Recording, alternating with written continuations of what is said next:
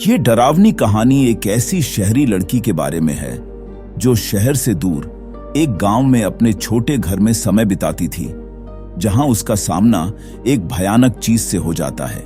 मेरा नाम मेघना है और मैं 26 साल की हूँ। मैं शहर में एक ऑफिस में काम करती हूँ। छुट्टियों में मुझे शहर की भीड़भाड़ से दूर किसी गांव में समय बिताना बहुत पसंद है।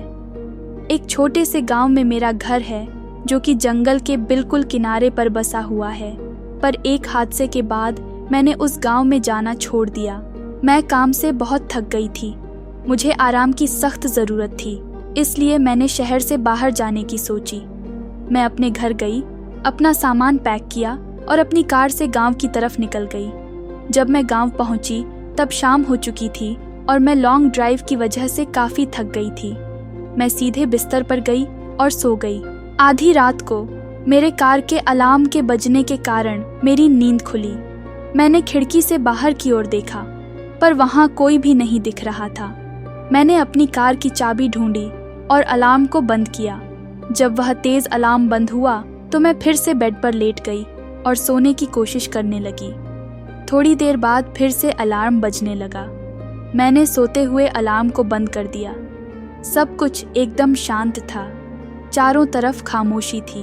कुछ 5 मिनट बाद अलार्म तीसरी बार बजा। 1 या 2 बार तो फिर भी चलता है, पर बार बार। अब मैं जानना चाहती थी कि क्या हो रहा है। ऐसा तो नहीं कि कोई मेरे साथ मजाक कर रहा हो। पर इस समय इतनी रात को मैं पर्दे के पास खड़ी होकर देखने लगी। थोड़े समय बाद मैंने चांद की रोशनी में किसी को झाड़ियों से मेरी कार की ओर आते हुए देखा। वह जो कोई भी था वह काफ़ी लंबा, पतला और काले रंग का था। वह कार के पास आया और उसने अपने लंबे और पतले हाथों से कार को नोक किया। फिर से अलार्म बजा, पर वह काली आकृति तेजी से वापस झाड़ियों में चली गई। उस वक्त मैं जान चुकी थी कि क्या हो रहा है। मैं डर से कांप रही थी। मैं अलार्म को बंद कर उस चीज़ पर नज़र रखने लगी। वह चीज़ झाड़ियों से बाहर आई और धीरे धीरे मेरे घर के गेट के पास बढ़ने लगी। अपने एक हाथ से उसने गेट के लॉक को खोला। मैं इतना डर गई थी कि मैं हिल भी नहीं पा रही थी। मेरे दिमाग में कई तरह के बुरे विचार आ रहे थे। वो क्या है? वह मुझसे क्या चाहता है? वह क्या कर रहा है? क्या वह यहाँ से कभी जाएगा भी? मेरे शरीर में सिर से लेकर के पांव तक कपकपी छूट गई थी। मेरा गला सूखा था और मेरा दिल जोरों से धड़क रहा था। मैं बहुत ही भयभीत थी और डर के मारे मेरे दांत किटकिटा रहे थे। मैंने खुद पर काबू पाया और मैं उतनी तेज़ी से नीचे चली गई जितनी तेज़ी से मैं जा सकती थी। मैं बस लाइट्स ऑन करने ही वाली थी कि तभी मेरे पैर जम गए। वो काली आकृति खिड़की के यहाँ खड़ी थी। वह खिड़की से अंदर की ओर देख रहा था कि कोई अंदर है या नहीं। मैं जल्दी से अपने सोफे के पीछे छुप कर देखने लगी। तब मुझे समझ आया कि कार के साथ छेड़छाड़ करना केवल उसका अपने शिकार को बाहर लाने का तरीका था। मैं उसके डरावने चेहरे से अपनी आंखों को हटा नहीं पा रही थी। उसकी चमड़ी राख की तरह थी, जिस पर सिलवटें पड़ी हुई थीं। उसकी आंखें छोटी और पूरी तरह से काली थीं। उसकी नाक की जगह पर 2 बड़े बड़े गड्ढे थे। उसके चेहरे पर होठों की जगह बड़े बड़े पेने दांतों की 2 लाइनें थीं। उसकी सांस बहुत भारी और डरावनी थी, जो कि खिड़की पर भाप की तरह साफ नजर आ रही थी।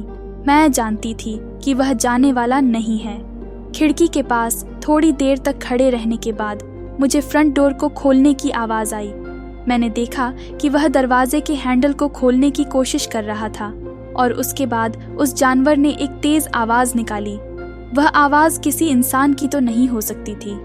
वह आवाज़ ऐसी थी कि मानो कोई पागल कुत्ता हड्डी को चबा रहा हो। गहरी तथा भयंकर जानवर के गुर्राने की आवाज़ थी उसकी। मैं जानती थी कि यदि इसने मुझे देख लिया तो यह कुछ भी कर अंदर आ जाएगा। मैंने अपने आप को सोफे के पीछे छिपाया। मैं सोफे की परछाइयों में छिपना चाहती थी और बिल्कुल भी आवाज़ नहीं करना चाहती थी। मेरी आंखों से आंसू बह रहे थे। मैं अपनी नसों की आवाज़ सुन पा रही थी। मैं बस मरने ही वाली थी। मुझे नहीं पता मैं कितनी देर तक वहाँ छिपी रही। जब मैं उठी तो मैंने दरवाजे की तरफ देखा। वह जानवर जा चुका था। दरवाज़ा अपनी जगह पर था और सब कुछ सेफ लग रहा था। मैं सीढ़ियों से ऊपर की तरफ गई और मैंने खिड़की से बाहर की ओर देखा। बाहर रोशनी थी, वहाँ पर किसी भी तरह का कोई खतरा नहीं था। मैंने इस मौके का फ़ायदा उठाया और अपनी चाबियाँ उठा ली। मैंने अपना सामान भी नहीं लिया। मैं कार की तरफ भागी। मैं कार में गई और दरवाजे को बंद कर जितनी तेज़ी से हो सके उस गांव से बाहर निकल गई। मैं तब तक गाड़ी चलाती रही जब तक मैं अपने शहर ना पहुंच गई। जब मैं अपने अपार्टमेंट में पहुंची तो मैंने रेडियो ऑन किया और मैं एक न्यूज़ सुनने लगी। अनाउंसर ने कहा कि गांव से 2 लड़कियों की लाशें मिल गई हैं। उनका शरीर बुरी तरह से कटा फटा दलदल में पड़ा था। मुझे मालूम है कि जो वो जानवर चाहता था वह उसे मिल गया और उसके बाद मैं कभी वापस अपने गांव नहीं गई।